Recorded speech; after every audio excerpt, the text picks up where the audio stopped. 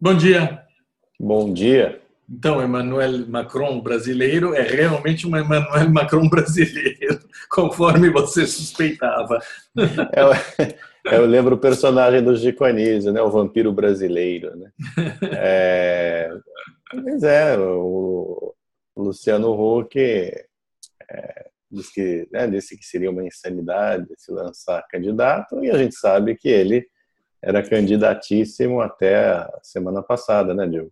Encomendava a pesquisa, chamava o marqueteiro do Macron para conversar, já estava prestes a assinar a ficha de inscrição do PPS, ele ludibriou todos nós, né? Inclusive o Roberto Freire, O Roberto Freire, dando a candidatura dele como algo plausível, concreto, e só estava calculando o momento certo de apresentá-la. o Esse Roberto, até domingo.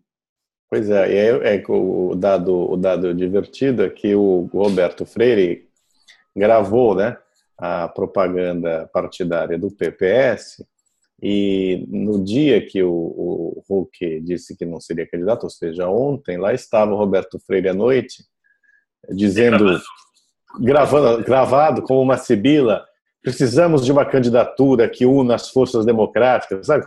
Dizendo assim, a gente já tem o Huck, né? E, no entanto, o Huck fez essa pataquada aí. A minha impressão é que ele recebeu um telefonema do Fernando Henrique Cardoso e o Fernando Henrique falou: pula fora, meu. Porque esse acerto todo, há uma coincidência grande demais na desistência do Huck no domingo, e até domingo à tarde, no domingo à noite, até domingo à tarde, o cara estava engatilhado, falando que ia encomendar a pesquisa, dizendo que a candidatura dele, ele só queria diminuir o calor e a pressão e tudo mais, mas a ideia era de lançar mais adiante, depois do carnaval. E domingo à noite, jantar dos tucanos, o tucano Luciano Huck desiste da candidatura, o tucano João Dória aceita o governo do Estado, provavelmente, e o outro tucano sem voto, o derrotado de 2006, o prefeito de Pindamonhangaba, se reapresenta para mais uma derrota eleitoral em 2018. É inacreditável, não? O Fernando Henrique mexeu os pauzinhos dele ali. É uma especialidade tucana, né? E hoje lançam aí, a Folha teve acesso aí a um texto, né? O PSDB vai nortear a campanha em 2018, que fala em choque de capitalismo, foi a expressão usada pelo Mário Covas, né? Em Priscas Zeros. Então, o PSDB é renovação, né? A gente sabe disso. Agora, eles estão contando, a gente estava conversando aqui, né, Diogo? Eles estão contando com a. Eu acho que estão assim, contando que o Lula não será candidato, né? E aí eu não sei até que ponto isso passa por, digamos assim, informações privilegiadas vindas de um certo tribunal superior, né? Contando que o Lula não será candidato e que o Alckmin tem chance de chegar ao segundo turno, apesar das pesquisas todas de intenção de voto mostrarem que está lá embaixo, né? Mas com a máquina do PSDB mais a máquina do PMDB, se é que, porque estão falando agora também que o Temer, estão plantando que o Temer pode apoiar o Alckmin. Bom, no Brasil tudo é possível. Eles estão contando que o Lula não será candidato, que o Alckmin poderá chegar ao segundo turno, com apoio das respectivas máquinas, né, do PSDB e PMDB, e aí terá pela frente o Bolsonaro, e eles acreditam que qualquer candidato, qualquer poste, né, que vá concorrer com o Bolsonaro ganhará. É um cálculo. Falta combinar com os eleitores, né, evidentemente. Né? A minha sensação é que o Alckmin perde, mesmo sendo candidato único. Eu acho que ele não chega de 50% dos votos. Candidato único. Só tem número 1. Só pode votar um. Os caras votam nulo. Votam em branco. Não comparecem. Ele perde. Ele não chega de 51%. Eu acho assim, aqui em São Paulo, a única vantagem desse troço aí é que, pelo menos agora, as obras que estavam inacabadas há, sei lá, 8 anos estão começando esses monstrengos, né, absurdos que que essas empreiteiras todas contratam e fazem com o Estado, estão andando aí, tal de monotrilho. Monotrilho, assim, os monotrilhos aqui em São Paulo, pra você ter uma ideia, as estruturas de concreto, né, elas são incomparáveis. Assim, é coisa assim que pirâmide do Egito fica pequenininha para carregar um trenzinho que é um monotrilho, né? A quantidade de cimento que usaram para encarecer a obra, evidentemente, né? E esse é o outro fator, né, que está em jogo, e a outra incógnita é o que vai acontecer com os 10 milhões de reais que o Alckmin, por meio é acusado, arrecadou do Departamento de Propinas do Odebrecht. É acusado de receber, né? 18 delações contra ele, dizendo a mesma história, relatando os mesmos fatos. Isso só no Odebrecht. A gente ainda não teve acesso a todas as outras. Eu acho fantástico assim que escolham um candidato que já se provou muito ruim de voto no plano nacional, né? A gente vive repetindo que ele teve menos votos, conseguiu esta façanha, né? Conseguiu ter menos votos no segundo turno que no primeiro turno em 2006, né? Contra o Lula do Mensalão. Contra o Lula do Mensalão. Só que agora com mais uma desvantagem, que tá com o nome citado. Veja, que eu não estou atribuindo culpa ao governador, porque eu não tenho como fazer isso, mas está com o nome citado na Lava Jato, o que não é bom, né, para ninguém, para nenhum político, mesmo que ele venha a se provar a inocência, esse troço está lá, né? Provar a inocência é muito difícil, né? Porque são várias delações, então os nomes estão nas planilhas, os repasses de dinheiro foram feitos, ou você engaveta o inquérito, e daí sim ele vai se provar inocente. Se esse processo for adiante, vão pegar no mínimo caixa 2. E não é que seja bom para a campanha eleitoral se apresentar como um comparsa desses monstros que... tá ligado de alguma maneira, mesmo que seja só caixa 2, só caixa 2. A gente aqui está até relevando caixa 2. Caixa 2 é um baita de um crime, né? Tem lavagem de dinheiro, isso daí veio eleitoral, de propinas, não veio assim do Departamento de Propinas do Odebrecht. Eles associam esse pagamento a contrapartidas, quer dizer, propina. Mas mesmo que, por um milagre, a PF e o Ministério Público não conseguissem provar isso daí, o cara tá sujo. Tá sujo. Caixa 2 é sujeira, é dinheiro sujo na campanha. E não é, olha, e não é que tenha feito uma... Tudo que aconteceu no país, tudo que aconteceu no país nos últimos 3 anos, tem de provocar tem de ter uma consequência, um resultado. Eles estão apostando. Olha, Diogo, eles continuam apostando e olha, nunca ninguém perdeu dinheiro apostando no eleitor que, no fundo, não tem muita consciência na hora de votar, não tem uma visão um pouco mais de longo prazo. Isso daí já estão todos no bolso do Lula. Esse eleitorado todo já está do lado de lá, não está do lado de cá. O eleitorado que poderia, em outras circunstâncias, ter votado ou votar no Alckmin, não aceita isso. Mas eu não sei. Eu sou um pouco mais reticente, viu? Eu não acho que ele tem. Eu acho o seguinte, eu acho que 6%. Eu acho que a candidatura, apesar do índice de rejeição que ele tem ser muito alto, que é de 60%, mas o índice de adesão, eu estou falando agora do Bolsonaro, o índice de adesão ao Bolsonaro é muito impressionante. Esse movimento que ele está fazendo agora, né? Por exemplo, anunciando que o seu ministro da Fazenda, caso ele seja eleito, tudo mais, será o Paulo Guedes, que é um nome de confiança do mercado, né? Ontem mesmo, por exemplo, no programa Roda Viva, o Gustavo Franco, entrevistado, foi perguntado a respeito do Paulo Guedes e falou, olha, é um grande quadro, é um grande economista, é um sujeito... E aí eu disse, olha, a camisa liberal, estão todos tentando vestir a camisa liberal, né? Até mesmo o Bolsonaro, o que é um bom sinal, né? É um bom augúrio, né? Segundo disse o Gustavo Franco. Então, assim, Aliás, só um parêntese, é uma pena que não seja candidato o Gustavo Franco, foi, por mais simpático que possa ser o João Amoedo, ele é um candidato que não tem expressão eleitoral, né? O Partido Novo é de fato poderia ser representar um caminho, uma saída. Agora, 1% do...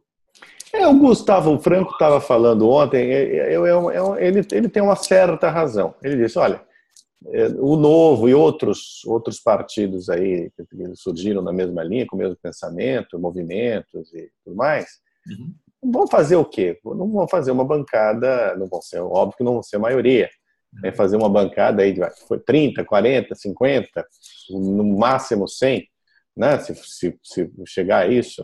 Mas ele falou, mas olha, de qualquer maneira, é uma novidade, claro, no parlamento brasileiro, e é uma novidade que vai fazer barulho. Claro. Ele aposta que isso fará diferença. Né? É possível que sim. É possível que sim. Eu, pessoalmente, apoio a iniciativa, acho ótimo, acho fundamental que se renove, acho fundamental aniquilar o PT, aniquilar o PSDB e o PMDB. E se eles tivessem 0 deputados e senadores, eu daria saltos, pulos de alegria. E que o Novo tivesse 312 deputados, acharia fantástico, uma renovação. Eles podem fazer a bobagem que eles quiserem, mas você limpa, joga outros no lugar. Agora, tem de ter, infelizmente, no nosso sistema eleitoral, você precisa ter uma figura que represente... Que puxe, exatamente. Que eles não têm. Que eles não têm. Eles têm o Bernardinho, eles têm o Gustavo Franco, eles têm essas figuras. O Gustavo Franco eu não sei se teria apelo eleitoral, né? Mas de qualquer maneira é uma figura mais conhecida, né? Do que... Mas não é do Gustavo Franco, evidentemente, acho eu, ocupar um cargo político no sentido de manter um mandato, você entendeu? Acho que não é. Bandeira, você vai para o sacrifício. Já que você não vai estar sacrificando o salário de apresentador de TV e esse tipo de coisa está acima. Agora, depois de ver tanto político falando na televisão, minha mulher falou, olhando ontem o Gustavo Franco, ela falou assim, nossa, eu não sabia que tinha pessoa tão inteligente no Brasil. Eu disse, tem. É que, em geral, a gente não vota neles. Esconde. Né? A gente esconde. A gente trata de esconder. Mas a gente tem, sim. Tem muita gente inteligente no Brasil. O problema é que a gente esconde. Exato. Né? Seria ótimo que um partido conseguisse reunir figuras que tivessem algum tipo de apelo eleitoral, né? Porque daí dá jogo. Acho que o Sérgio Moro, na entrevista recentemente, ele deu de bandeja para os candidatos. A gente precisa de um plano real contra a corrupção.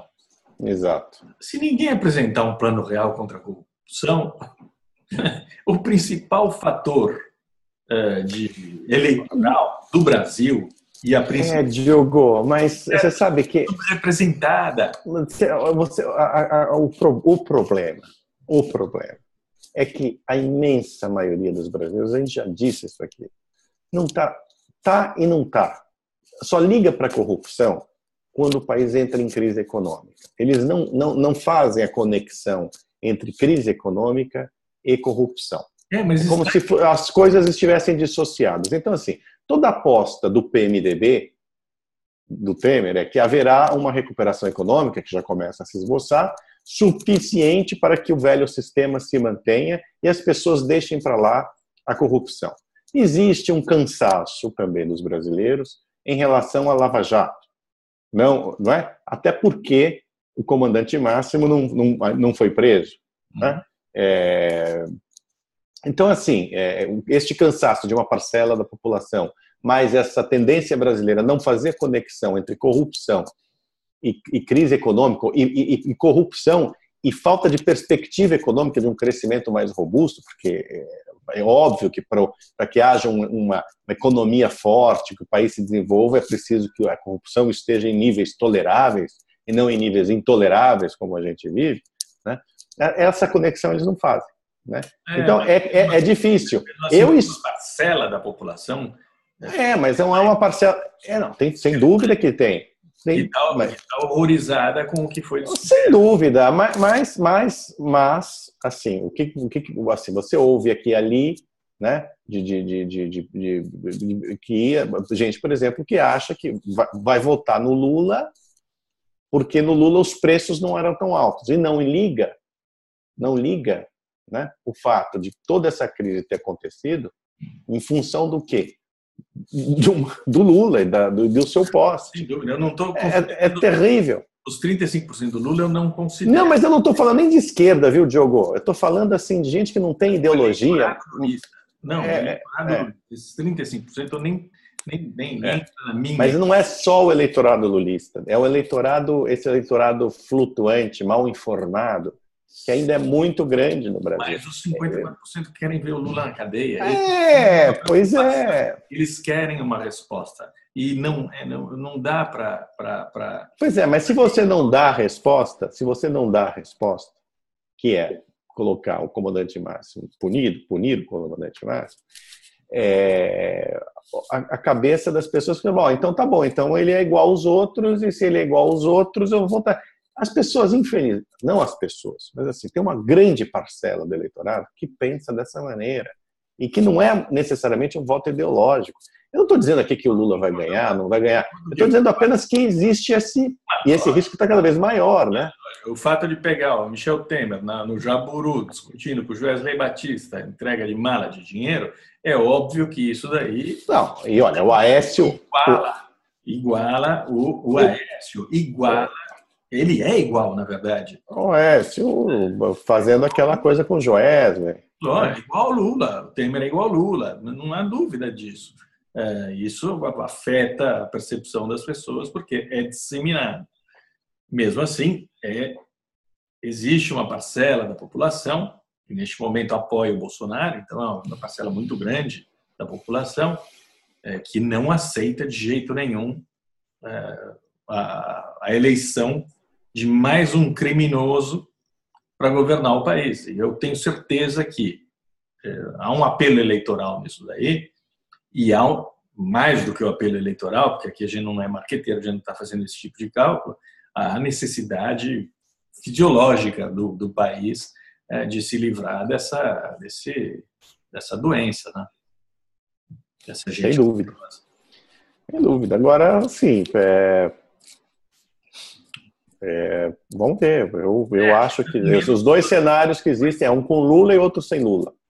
E os cenários, evidentemente, que os cenários que eles estão... Embora eles digam, não, o Lula tem que ser candidato, não sei o que, então eu acho que tem ali uma convicção, vamos chamar assim, né, ao escolher o Alckmin, né, de que o Lula não será candidato. Porque, na boa, se a gente reeditar Lula e Alckmin no segundo turno em 2018, eu temo